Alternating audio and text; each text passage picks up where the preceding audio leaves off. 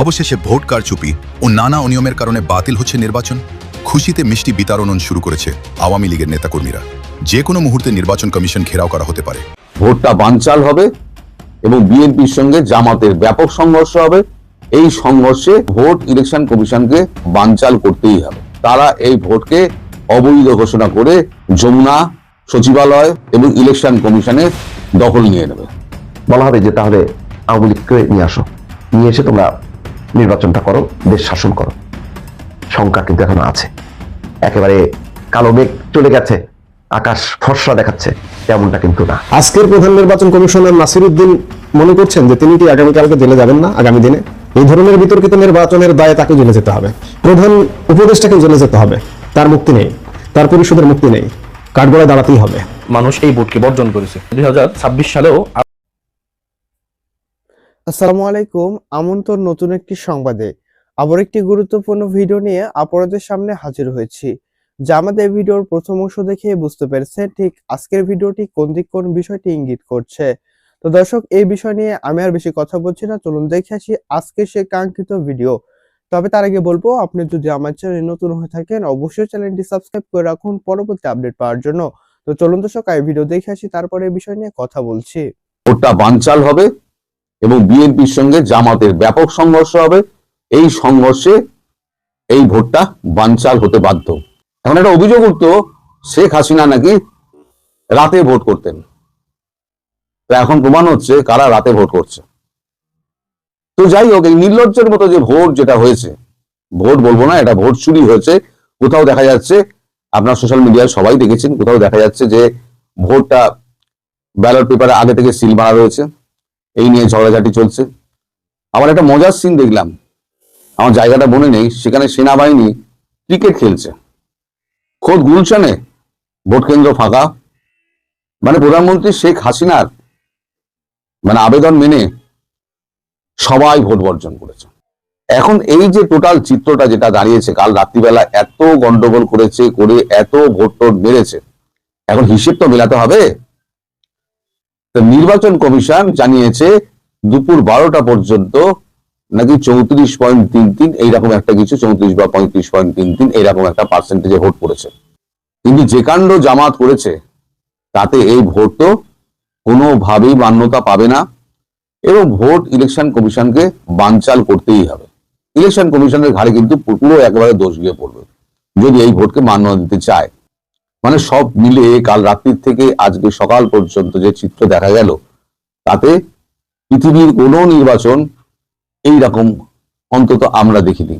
বাংলাদেশে যে নির্বাচনটা এবারে হলো, তা এই বৈঠকের পর যে সিদ্ধান্তটা হয়েছে, বিএনপি এখন ক্ষমতা দখলের জন্য আজকে বিকেল থেকে যমুনা, সচিবালয় এবং ইলেকশন কমিশনে দখল নিয়ে নেবে। মানে এই হচ্ছে ঝামেলা শুরু হচ্ছে। এই ভোট গ্রহণ শেষ হবে, তারপর বিএনপি মাঠে নামবে। বিএনপি আর জামাতের মধ্যে ব্যাপক মারপিট হবে, যেটা আমি আগে থেকে আন্দাজ করে আপনাদের বলেছিলাম যে ভোট গ্রহণ শেষ হয়ে গেলে আরো রক্ত বইবে। কালকে আমার জানা মতে তিনজন মারা গিয়েছেন। এরপরে আজকে থেকে অবস্থা কি করুণ হতে পারে সেটা আপনারা দেখে নেবেন একবার। তবে যখন বিএনপি সিদ্ধান্ত নিয়েছে যমুনার দখল নেবে, সচিবালয়ের দখল নেবে, ইলেকশন কমিশনের দখল নেবে, দখল নিয়ে তারা রাষ্ট্র শাসন করবে এবং তারা এই ভোটকে অবৈধ ঘোষণা করে হয় এই ভোটকে ভোট থেকে বেরিয়ে আসবে, অবৈধ বলে বেরিয়ে আসবে, তার মানে ভোট বানচাল হলো, আর একটা ইলেকশন হবে।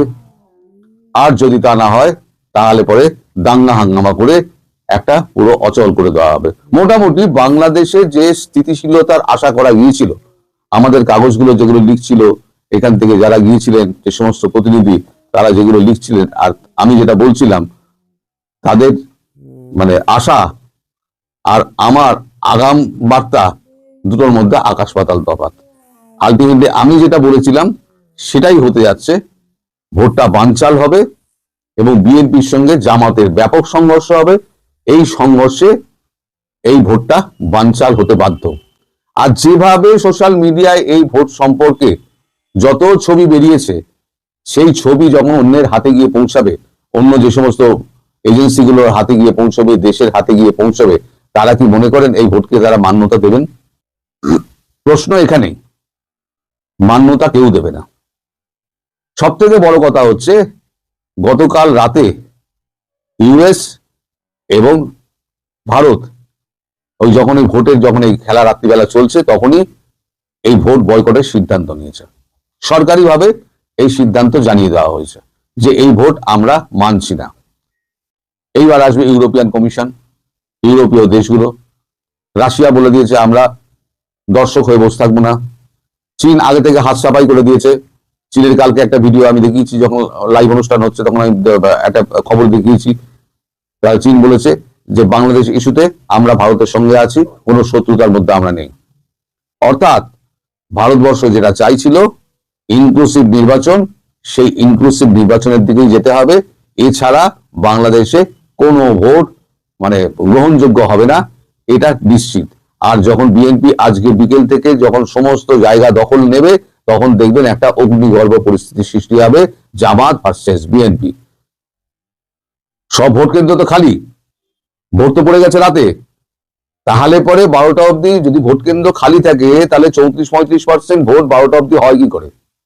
আসলে সেই যে আমি বলেছিলাম না 53 থেকে 55% ভোট দেখানো হবে, বাকি আওয়ামী লীগ ভোট দেয়নি, ওই হিসেবটা মেলানোর জন্য এখন থেকে ইলেকশন কমিশন এটাকে বাড়াতে শুরু করে দিয়েছে। আমরা যখন 10টার সময় একটা লাইভ করছিলাম তখনই আমরা শুনেছিলাম 14% ভোট পড়েছে। আমি বলেছিলাম যে 14% ভোট যখন ইলেকশন কমিশন বলছে, তার মানে ধরে নাও এটা 5 থেকে 6% ভোট পড়েছে। এবং দেখাও যাচ্ছে যে একটা বুথে 400 কতজন ভোটার আছে, সেখানে দুপুর 11টা পর্যন্ত ভোট দিয়েছেন 2 জন। একটা বুথের একটা ভোট কেন্দ্রে তো ভোটারই নেই, সেখানে সেনাবাহিনী ব্যাট বল নিয়ে ক্রিকেট খেলছে, যে আগামী বিশ্বকাপে সেনাবাহিনী একটা দল দেবে, সেখানে তার একটা প্র্যাকটিস হচ্ছে। বাংলাদেশ সেনাবাহিনী আবার একটা বিশ্বকাপে একটা আলাদা করে দল পাঠাবে বাংলাদেশ ছাড়া, তার প্র্যাকটিস হচ্ছে। বড় মজার একটা দেখলাম। তবে আপনারা নিশ্চিত থাকুন যে এই ভোট কেউ মান্যতা দেবে না, এই ভোট জলাঞ্জলি যাবে।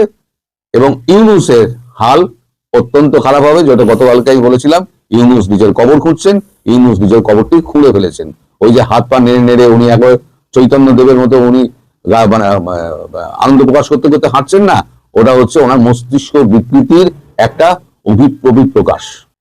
আওয়ামী লীগবিহীন নির্বাচন, ব্যালট কারচুপি ও জনশূন্য ভোট কেন্দ্রের অন্তরালে কি, এই প্রসঙ্গটি নিয়ে আপনাদের সামনে কথা বলবো। আপনারা জানেন যে 12 ফেব্রুয়ারি একটা নির্বাচনের আনুষ্ঠানিকতা চলছে, কিন্তু সত্যিকার অর্থে 11 ফেব্রুয়ারি থেকেই ভোট গ্রহণ শুরু হয়ে গেছে আনঅফিসিয়ালি। নানা অনিয়ম, ব্যালট বক্স ভরে ফেলানোর জন্য আগেই ব্যালট পেপারে সিল মারা, এমনকি রেজাল্ট শিটে স্বাক্ষর করা, এগুলো আমরা আগের ভিডিওতে বলেছি, আপনারা গণমাধ্যমে দেখেছেন। এবং টাকার বস্তা সহ সাম্প্রদায়িক রাজনৈতিক দল জামাত ইসলামের নেতাদের বিভিন্ন স্থানে ধরা পড়ার কাহিনী আপনারা ইতিমধ্যে দেখেছেন। ভোটটা আসলে একতরফা ভোট হচ্ছে, মূল খেলোয়াড় আওয়ামী লীগ মাঠে নেই, বিএনপি ফাঁকা ফিল্ডে খেলছে। এবং নিশ্চিতভাবে বলা যায় যে জামাত যতই হাইপ তুলুক না কেন, নির্বাচনের আগে বেশ একটা হাইপ তুলেছিল যে তারা ক্ষমতায় যাচ্ছে, কিন্তু না, সত্যিকার অর্থে মাঠের বাস্তবতা হচ্ছে এই একতরফা নির্বাচনে বিএনপি ক্ষমতায় যাচ্ছে, এটা আমরা মোটামুটি ধরে নিতে পারি। বাংলাদেশে আজ এমন এক নির্বাচন হচ্ছে যা নিয়ে দেশ ছেড়ে আন্তর্জাতিক অঙ্গনে চলছে তুমুল আলোচনা সমালোচনা। দেশের অন্যতম প্রধান রাজনৈতিক দল আওয়ামী লীগ ছাড়াই একতরফা এই ভোটে জনমনে এখন একটাই প্রশ্ন, এই নির্বাচনের ফলাফল আদৌ কেউ কি মেনে নেবে? গতকাল থেকে গণমাধ্যমে কিছু চাঞ্চল্যকর তথ্য উঠে আসছে, বিশেষ করে জামায়াত নেতাদের বিপুল পরিমাণ অর্থসহ আটকের ঘটনা এবং এর পেছনে থাকা রহস্য নিয়ে জনমনে নানা প্রশ্ন উঠেছে। নির্বাচনের স্বচ্ছতা নিশ্চিত করার বদলে আমরা কি দেখলাম? গণমাধ্যম ও সোশ্যাল মিডিয়ায় আসা বিভিন্ন প্রতিবেদন অনুযায়ী ভোটের আগের রাতে অনেক কেন্দ্রে ব্যালট পেপারে সিল মেরে রাখার খবর পাওয়া গেছে। শুধু তাই নয়, ভোট শেষ হওয়ার আগেই রেজাল্ট শিটে প্রিজাইডিং কর্মকর্তার স্বাক্ষরের মতো ভয়াবহ অনিয়ম চোখে পড়েছে। এখন আসি আজকের ভোটার উপস্থিতির বিষয়ে। বিভিন্ন গণমাধ্যমের তথ্য মতে গোপালগঞ্জ সহ দেশের অধিকাংশ কেন্দ্রগুলোতে ভোটারের উপস্থিতি অতি নগণ্য। লাইনে ভোটার নেই, কিন্তু বুথের ভেতরে ভোট কাস্ট হবার খবর পাওয়া যাচ্ছে। যখন দেশের জনগণের বড় একটা অংশ ভোট দিতে আসে না, তখন সেই নির্বাচনের বৈধতা বড় ধরনের চ্যালেঞ্জের মুখে পড়ে। আমরা যে মুহূর্তে এই ভিডিওটা তৈরি করছি, সেই মুহূর্তে বাংলাদেশের বিভিন্ন গণমাধ্যমের জাস্ট আমি একটু শিরোনামগুলো বলি। যুগান্তর বলছে গোপালগঞ্জের ভোট কেন্দ্রে ভোটার উপস্থিতি কম। কম বলতে আমরা বিভিন্ন ভিডিও ফুটেজে দেখলাম যে সেখানে কোনো ভোটারই নেই। যারা ভোট গ্রহণকারী কর্মকর্তা কর্মচারী তারাই শুধু আছেন। প্রথম আলো বলছে সিলেটে 4 ঘন্টায় ভোট পড়েছে 20%। বিবিসি বলছে শান্তিপূর্ণভাবে ভোট চললেও ভোটার উপস্থিতি কম। বাংলাদেশ প্রতিদিন বলছে রাজবাড়ীতে প্রথম 2 ঘন্টায় ভোটার উপস্থিতি 16%। এই যখন অবস্থা, তখন এই নির্বাচন গ্রহণযোগ্যতার প্রশ্নটা খুব বড় করে দেখা দেবে। এটি খুব স্বাভাবিক। একটি সুষ্ঠু গণতন্ত্রের প্রাণ হলো অংশগ্রহণমূলক নির্বাচন। কিন্তু যখন দেশের প্রধান রাজনৈতিক শক্তি একটি নির্বাচন প্রক্রিয়ার বাইরে থাকে, তখন সেই নির্বাচন প্রতিযোগিতামূলক থাকে না। সমালোচকরা বলছেন এটি একটি একতরফা আয়োজন যা ভোটারদের মনে আস্থার সংকট তৈরি করেছে। আপনি এর বাইরেও বাংলাদেশের গণমাধ্যমের ভাষা যদি দেখেন, আজকে সকাল থেকেই বাংলাদেশের গণমাধ্যমের ভাষা খেয়াল করে দেখলাম। গণমাধ্যমের ভাষা বলছে, গণমাধ্যম কর্মীরা বলছে যে নিষিদ্ধ আওয়ামী লীগ বাদে সব দল অংশগ্রহণ করেছে। আমার প্রশ্ন, সব দল কারা? এই যে বিএনপি বাদে অন্য সবগুলো দল জোড়া দিয়ে, বিএনপি জামাতকেও আমি একটু বাইরে রাখলাম, বিএনপি জামাতের বাইরে অন্য সবগুলো 51টা দল নির্বাচনে অংশগ্রহণ করেছে বলা হচ্ছে। এই 49টা দল এক জায়গায় করুন তো। 49টা দলের যে জনসমর্থন আছে, আওয়ামী লীগের একটি আসনের যে জনসমর্থন, সেই জনসমর্থন আপনি খুঁজে পাবেন না। আপনি গণমাধ্যমের ভাষায় বলছেন নিষিদ্ধ আওয়ামী লীগ বাদে সব দল নির্বাচনে অংশগ্রহণ করছে, তাই এটি সব দলের অংশগ্রহণমূলক নির্বাচন হচ্ছে। অসম্ভব। এটা মোটেই এক অংশগ্রহণমূলক নির্বাচন নয়, এটা একতরফা নির্বাচন হচ্ছে, একপাক্ষিক নির্বাচন হচ্ছে, এবং এই নির্বাচনের ফলাফলের অপেক্ষা করার আর প্রয়োজন। তো দর্শক, আশা করছি সম্পূর্ণ ভিডিও দেখেছেন। দর্শক, আসলে সম্পূর্ণ ভিডিও দেখে বুঝতে পেরেছেন ঠিক আজকের ভিডিওটি কোন বিষয়টি ইঙ্গিত করছে।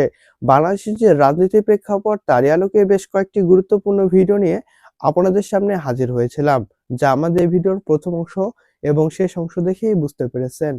তো দর্শক, এই ছিল এখনকার মতো নিউজ আপডেট। পরবর্তী নিউজ আপডেট পেতে এবং প্রতিনিয়ত এমন ভাইরাল নিউজ পেতে অবশ্যই চোখ রাখতে হবে আমাদের ইউটিউব চ্যানেলে। তাই বলবো, যারা এখন নতুন অবশ্যই সাবস্ক্রাইব করে রাখুন এবং আমাদের ভিডিও সম্পর্কে আপনার মূল্যবান মতামত অবশ্যই কমেন্টস করে জানিয়ে দিন। তো ধন্যবাদ, দেখা হচ্ছে নতুন কোনো ভিডিওতে। সে পর্যন্ত সবাই ভালো থাকবেন, সুস্থ থাকবেন। আল্লাহ হাফেজ।